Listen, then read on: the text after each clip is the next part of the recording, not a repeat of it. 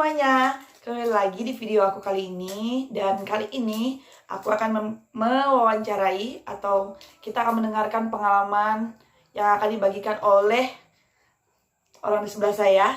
Namanya Kak Endah Angistia Ningrum. Yeay. Jadi Kak Endah ini akan berbagi pengalamannya selama dia merantau, dari dia kuliah sampai dia bisa dapat kerja. Karena menurut saya cukup inspiratif. Karena dia di sini bisa dikatakan berjuang sendiri. Oke, nanti biar orangnya langsung yang akan membagi pengalamannya. Silakan Kak, perkenalkan dulu kerjanya di mana, terus sudah berapa lama? Oke, saya kenalkan, nama saya Endah Angistia Ningrum. Nah, di sini saya berumur 25 tahun. Saya kerja di PT ini Home Credit Indonesia. Nah, saya kerja di Home Credit ini baru 4 bulan, baru berjalan 4 bulan. Nah, suka dukanya tuh kemarin sempat kuliah di mana? Universitas Muhammadiyah Pontianak selama kurang lebih 4 tahun. Setelah lulus, itu belum lulus sih. Namanya di Muhammadiyah ya. Kalau itu wisudanya itu kan nunggu setahunan gitu. Jadi sambil nunggu mau wisuda itu udah ngelempar lamaran kerja di PT Paros. Nah, kurang lebih di situ kerjanya sekitar 10 bulan. Terus balik ke kampung. Terus wisuda kan balik kampung. Udah balik kampung itu kerja di PT Asosiasi Kontraktor Konstruksi Indonesia selama kurang lebih 9 bulan. Itu jadi admin. Nah, di situ kan balik ke kampung kan otomatis tinggalnya sama orang tua. Nah, jadi kemarin tuh semenjak corona pengen nih niatnya nih balik lagi ke Pontianak. Maklum lah kok di kampung kan ibaratnya ya kita ngomongkan realita sih. Gaji kan kalau di kampung tau lah ya, nggak terlalu besar kayak di Pontianak. Jadi nekat nih izin sama orang tua mau merantau ke Pontianak. Bukan merantau sih, ibaratnya balik lagi sebenarnya kan. Balik lagi ke Pontianak, ngelempar kerjaan sekitar berapa bulan ya, bulan Oktober, November, 3 bulanan nganggur. Nah, di situ tuh udah ngelempar kemana-mana nih, dari admin terus sampai karyawan toko, karyawan apa yang kerja di kopi-kopi gitu tuh. Waiters lah. Nah, jadi waiters gitu tuh. Terus diterimanya ceritanya nih waktu itu kerja sebagai nih harian di mana namanya tuh resto Sapi Barberi. Itu di situ tuh kerjanya di dapur ceritanya. Karena selama ini nggak pernah kerja di dapur, itu namanya capek. Itu dibayar per hari cuma 50.000 doang. Tapi lumayan juga. Lumayan Sih. Cuma kalau misalkan 50.000 sehari itu kali seminggu lumayan ya. 350.000 ini tuh palingan kalau misalkan karyawan yang nggak masuk baru kita dipanggil. Sehari 2 hari doang. Tapi kita mikir, ya udahlah nggak apa. Itu di situ tuh sambil nunggu kerjaan yang ibaratnya lebih layak kan. Itu di situ kita jualan. Terus jualan apa kemarin? Jualan sendal. Jualan sendal, buka all shop. Terus selain itu buat artikel ceritanya. Sempat buat nulis artikel nih, disuruh itu kan sama teman nih, daripada kok nganggur kok buat nih artikel, sekali buat nih lumayan lah 250.000. Artikel apa? Artikel ini apa? Kayak anak kampus gitu. Kayak makalah-makalah gitu. Nah, lumayan lah buat tapi lumayan nguras otak kan itu tuh. Buat kan untuk sendiri atau buat orang? Buat orang. Nah, jadi ilegal lah ya. Udah nih. Terus sempat dipanggil di ekspedisi Ninja Express. Nah, di situ tuh awalnya kerja nih kan jadi warehouse. Tau lah kita juga baru pertama kali ya warehouse itu kan kerjanya jadi di gudang gitu kan. Kita kira di gudang itu ada perempuannya, rupa tuh nggak ada. Sebanyak 25 orang itu tuh cowok semua. Terus pas wawancara sama SPV-nya, supervisornya tuh bilang gini, Endah kapan kamu siap nih untuk kerja? Nama kita pengangguran ya. Secepatnya Pak, kalau bisa besok juga saya langsung kerja. Saya besok langsung kerja. Selama kurang lebih 3 hari itu dipanggil lagi sama supervisornya nih. Rupanya supervisor nih nyari karyawan warehouse yang cewek ini nggak ada langsung minta izin ke pusat. Sedangkan gaji kita nih kan dari pusat nih. Kali udah, jadi pas kita dipanggil, jadi kita ibarat merasa kayak dirugikan ya. Iya, Itu hak kita juga kan, ibaratnya kita kerja 3 hari, kita niat kerja serius apa kayak gitu. Akhirnya kakak tanya lah sama supervisornya, ini namanya bapak nih ibaratnya mempermainkan saya lah sebagai pekerja kan. Di sini saya niat serius untuk kerja. Kalau memang dari awalnya belum di ACC dari pusat, kenapa udah terima karyawan, apalagi perempuan kan, kita di sini merantau lagi kan. Akhirnya di situ ya udah, mereka memperjuangkan untuk nanti kita perjuangin deh, nanti ngomong ke atasan pusat. Tapi namanya itu kerja gudang, itu kan ngangkut barang. Tapi di situ untungnya kakak selama kerja di situ kakak nggak megang barang-barang kasar, cuma megang komputer aja kan, pegang komputer terus ngecek barang yang sekiranya ada yang reject atau yang cacat gitu kan, namanya ibarat pengiriman barang kan. Akhirnya di situ udah kakak kecewa nih ceritanya, 3 hari itu kakak tanya tuh, saya kerja 3 hari ini dibayar nggak sih pak? Ibaratnya saya kerja capek loh, kerja dari jam 8 pagi baliknya jam 7 malam. Sedangkan ibarat itu lebih dari 9 jam kan. Jadi kalau kata supervisor bilang, tetap tenang, digaji kok, digaji ya. Oke. Setelah itu kakak sempat nganggur lagi. Itu udah putus asa tuh, udah ya Allah, ibaratnya kita udah merantau di sini sendiri, ada keluarga, cuman kan ibaratnya kakak udah 5 tahun tinggal sama keluarga, tau lah ya ibarat kita di dunia kerja itu nggak enak kalau tinggal sama keluarga. Akhirnya udah nekat nih, terus sempat nih meyakinkan diri sendiri, sempat bulan Januari nanti belum ada panggilan, sempat bulan tahun baru ceritanya, tahun baru nanti sempat nggak ada panggilan, fix kita pulang kampung. Yalah, balik lagi aja jadi admin gitu kan. Rupanya ada panggilan nih di Home Credit Indonesia kan. Itu awalnya kakak agak bingung, nggak kan kerjanya jadi sales, sedangkan kita lulusnya guru kan. Tapi kita mikir yaudah, nama guru honorer gaji paling cuma ratusan ribu, sedangkan kita ngekos di sini tau lah kan berapa ratus ribu, belum lagi makan, belum lagi perempuan butuh skincare atau yang lainnya kan.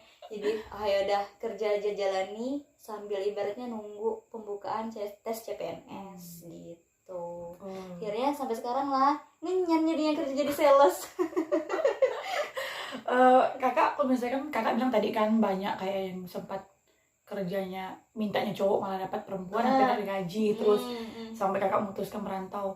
Sebenarnya apa yang kakak rasakan setelah kakak kerja nih? Apa keuntungan yang kakak dapatkan? Udah kerja di apa tadi, di home PT Paros, PT Asosiasi. Apa yang kakak rasakan kayak untungnya tuh bisa di kerja yang sekarang atau sekarang? Untungnya tuh gini ya, nama dunia sales nih gimana ya, kita dapat gaji pokok gitu. Kita mau namanya sales, kalau mau dapat gaji besar kita harus tengah mati cari bonus. Nah kalau orang yang sales pasti tahu nih. Jadi kita haruslah ibaratnya nekan diri sendiri lah. Kalau mau target gajimu berapa nih, 4 juta, sedangkan gaji pokok cuma 2 juta. Nah gimana caranya kita nih bisa capai target bonusnya 2 juta nih bisa cair? Otomatis salesnya kita harus capai dulu gitu. Terus tertantang sih, kalau guru kan ibaratnya hanya sekedar ngajar kayak gitu kan. Ya walaupun belum sempat ngajar, kita juga udah pernah sempat ngajar les kan. Kalau guru kan ibaratnya patokannya RPP, ngadapin murid-murid. Nah kalau di dunia sales nih kita ngadapin orang yang gak kita kenal langsung, dari yang tua, muda, ibaratnya laki-laki, perempuan, sampai yang banci pun kita ketemu gitu kan. Jadi kita kenal lah karakter-karakter yang udah pernah ibaratnya dimarah juga pernah, terus ibaratnya yang care sama kita juga pernah gitu kan. Ya jadi ibaratnya kita bisa itu sih kenal karakter orang di situ tuh, bisa lebih bisa lebih memahamkan gitu, lebih bersosialisasi. Terus kalau misalkan kakak udah kerja nih udah 4 bulan gitu ya, gaji kan nggak tahu kan, nggak tentu gaji 2 juta, cuman kalau misalnya kayak bonus ada lebihnya kan. Apa yang udah kakak dapat dari gaji itu? Mungkin sekarang dalam bentuk apa gitu? Kalau barang sih belum sih ya. Kalau tabungan adalah dikit-dikit, karena ibaratnya ya kakak nih ibaratnya gimana ya, kan kakak udah berjualan juga nih. Kakak tuh targetnya pengen operasi. Apalagi kakak nggak mungkin dong berpatokan ibaratnya terpaku dengan orang tua kakak. Karena ibarat kakak udah nggak ada mama, jadi hanya tinggal bapak dan adik. Jadi kakak umur udah segini nih, sekiranya bisa nanti kita nabung nih untuk operasi biaya sendiri gitu. Mandiri lah ya kan, karena ada kerja. Terus aku mau penasaran sebenarnya. Karena pikiran nih kalau misalnya kan udah kerja enak nih. Ada pikiran lagi kayak, oh aku nanti ada pencapaian mau kerja di sini lagi lah gitu. Ada, pasti ada. Nggak selamanya dong kakak mau kerja jadi sales kan. Tetap ada kakak pengen ini sih, kalau bisa lolos CPNS lah ibaratnya. Ijazah jangan sampai sia-sia gitu ya kan. Kalau sales nih kan nggak perlu lah S1, tamat SMA juga bisa. Tapi apa ya, gimana cara bilangnya ya. Jadi tuh kan kakak tuh kan berarti ini nggak sesuai dengan melenceng dari kuliah apa namanya ya. Nggak sesuai dengan apa yang kakak dapatin dari kuliah gitu kan. Menurut kakak apa yang dari kuliah walaupun jurusannya beda kan, apa yang bisa kakak terapkan yang kakak dapat di kampus terus akhirnya kakak juga bisa terapkan di kerjaan sekarang walaupun bukan sesuai jurusannya?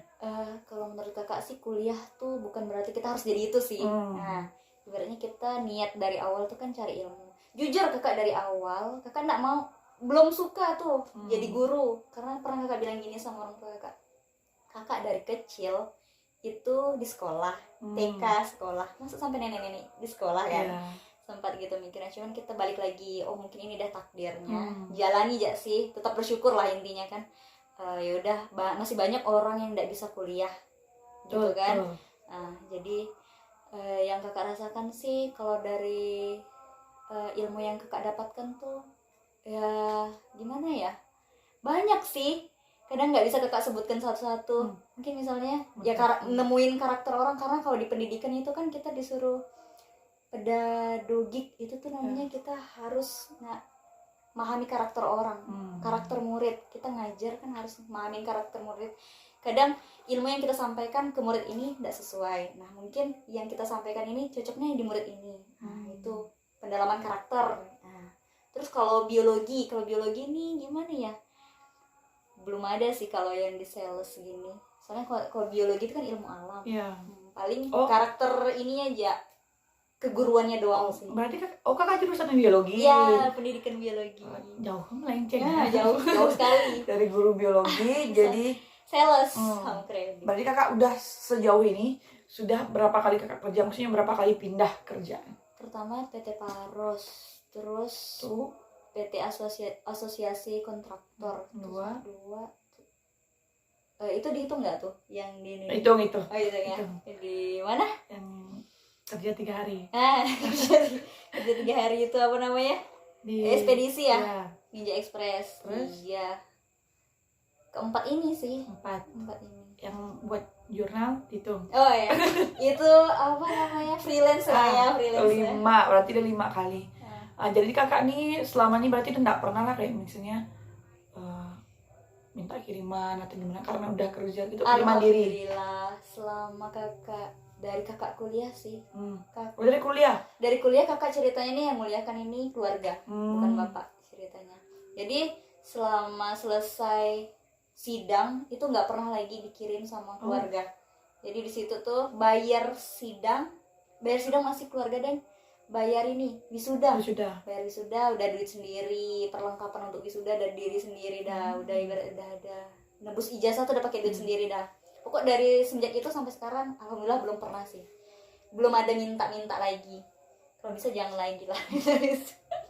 Sebenarnya itu kan kakak banyak lewati masa-masa kayak kerja pindah-pindah sampai pindah digaji segala macam tuh, terus merantau.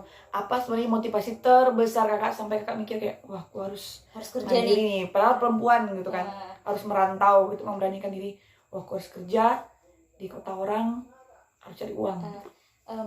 Motivasi kakak tuh adik sih, karena adik kakak masih kecil kan, ibaratnya kita tertua ya, jadi jadi panutan lah ibaratnya. Oh kalau bisa kita tuh bisa jadi contoh untuk adik gitu. Oh kakak aku dulu nih kuliah, dia sempat kerja banting tulang sana sini. Nah kalau bisa adik niruin kita, terus kita semangat bisa ngumpulin duit untuk muliakan si adik juga nanti. Gitu sih, adik sih.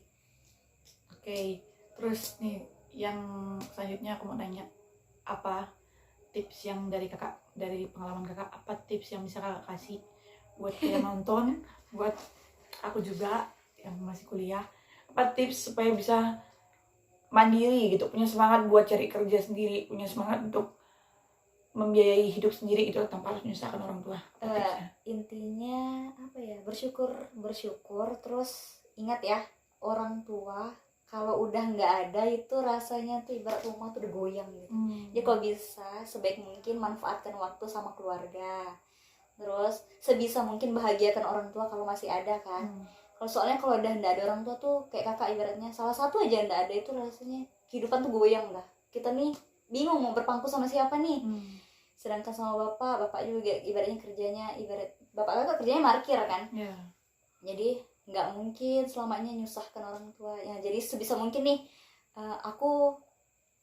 orang tua aku kerja kayak gini loh, jangan sampai kita tuh kerjanya juga sama. Kalau bisa kita satu tingkat lah setidaknya di atas orang tua, setidaknya ada yang bisa dibanggakan dari kita, dari orang tua. Ibaratnya dari kampung, tolong orang kampung kan ngomongnya anaknya ini kerja apa, masa dia kuliah tinggi-tinggi malah jadi sales gini. Tutup kuping aja lah, yang penting jalan lurus ke depan. Selagi kita nggak melenceng, tetap semangat sih. Halal ya. Halal, yang penting halal, kerjakan tancap selagi masih muda dan belum nikah. Menurut kakak sih gitu tuh. Kalau udah nikah udah beda lagi. Gitu. Bukan tips tadi itu, ini tips kerjanya nih. Maksudnya kayak akan banyak nih kerja, bisa terima kerja di mana-mana. Tadi kan ada 4 lah ya, yang satu tuh jurnal tuh nggak perlu daftar. Ya. 4 tempat kerja tuh tipsnya biar kayak bisa diterima gitu, bisa diterima kerja di situ atau bisa terima kerja gitu. Tips merantau tuh apa, mungkin ada kiat-kiatnya harus kayak gini. Kalau soal diterima enggaknya tuh biasanya tuh pembuatan CV sih. Pembuatan CV semenarik mungkin. Terus ceritakan aja kelebihan kita di situ. Terus kalau misalkan kita udah usaha nih, udah ikhtiar. Kalau dari agama kami bilang kan ikhtiar tuh usaha. Udah usaha sebaik mungkin. Nah, tinggal doa ya kan. Nah, soal diterima enggaknya, takdir, kadang kita ngomongin takdir tuh tetap ada sih. Nah, nanti kita nih, kita kerjanya ini diterima nih di mana ya, kita kadang nggak tahu kan. Kayak kemarin kakak nih udah diterima di PT Paros nih. PT Home Credit ini udah diterima, kerja baru berapa minggu. Itu yang udah kakak lempar segala kerja admin, terus kerja di optik, pernah kakak itu lempar di optik, itu baru mereka nelpon. Itu sempat bimbang nggak kakak, ini admin kerjanya, tapi kakak mikir udah, kita udah diterima ini kan, udah jalankan aja ini. Akhirnya yang tiga orang nelpon waktu itu, suruh datang untuk interview lagi gitu kan, tetap kakak tolak. Ibaratnya ya udah, berarti takdirku udah di sini loh. Ibarat yang duluan tuh yang mana, rupanya di PT Home Credit. Oke, terus lagi ya, banyak sih mau tanya semuanya. Cuman gini, dan terakhir, apa yang goals kakak ke depan, goalsnya ke depan? Pencapaian ya? Pencapaian ke depan tuh pengen apa? Terus mungkin mau cepat nikah atau mau kerja di perusahaan ini, atau ada tujuan nggak kayak kantor gitu tuh? Kakak pengen, ya yang tadi kakak udah bilang, kakak pengen lolos ya PNS dulu nih. PNS lolos, terus bangun rumah, kalau bisa naik haji ke orang. Terus sampaikan pesan-pesan terakhir kakak buat yang di sini. Jangan dong ke pesan terakhir. Jangan ya, tips atau pesan terakhir atau tips lah ya, biar maksudnya jadi anak muda yang mandiri ya. Kalau buat teman-teman di sana, kalau misalkan nih ada nih kehidupan keluarganya ataupun kehidupan gimana ya, sosialnya kurang bagus menurut kalian, tapi jalani aja, jangan patah semangat. Intinya jangan patah semangat, kalian tuh tetap jalani aja, jangan dengarkan omongan orang yang sekiranya bisa buat kalian down, karena itu tuh berpengaruh sama kesehatan udah pasti. Sama kesehatan, sama kedepannya kita gimana, itu mempengaruhi mental loh. Ibaratnya ya udahlah, jalani aja. Kakak dulu pernah loh ditolak sama keluarga nih gara-gara kakak kerja jadi sales. Ibaratnya mereka nggak suka, ngapain kamu sekolah tinggi-tinggi jadi sales. Cuman kakak mikir gini, apa salahnya sih orang jadi sales? Tanpa ada sales nggak berdiri tuh perusahaan kan. Karena sales kan orang lapangan. Jadi kakak cuma mikir, yang penting kita kerjanya halal, nggak melenceng kemana-mana, tetap semangat ya lah pokoknya. Kita nggak bisa gak sih, karena kakak ibaratnya belum sukses, masih merangkak-rangkak juga. Gitu. Oke. Terima kasih Sama-sama untuk pengalaman sudah dibagikan dan tips-tipsnya. Terima kasih juga buat yang nonton. Semoga ini bermanfaat. Kalau saya pribadi sih bermanfaat dan memotivasi kita untuk kedepannya. Terima kasih yang sudah nonton, terima kasih untuk kakak juga Amin. yang sudah bersedia menjadi narasumber Ya, saya. sama-sama. Semoga bermanfaat Amin, ya. amin, amin, amin, amin. Terima kasih dan sampai jumpa. Salam sejahtera untuk kita semua. Ya.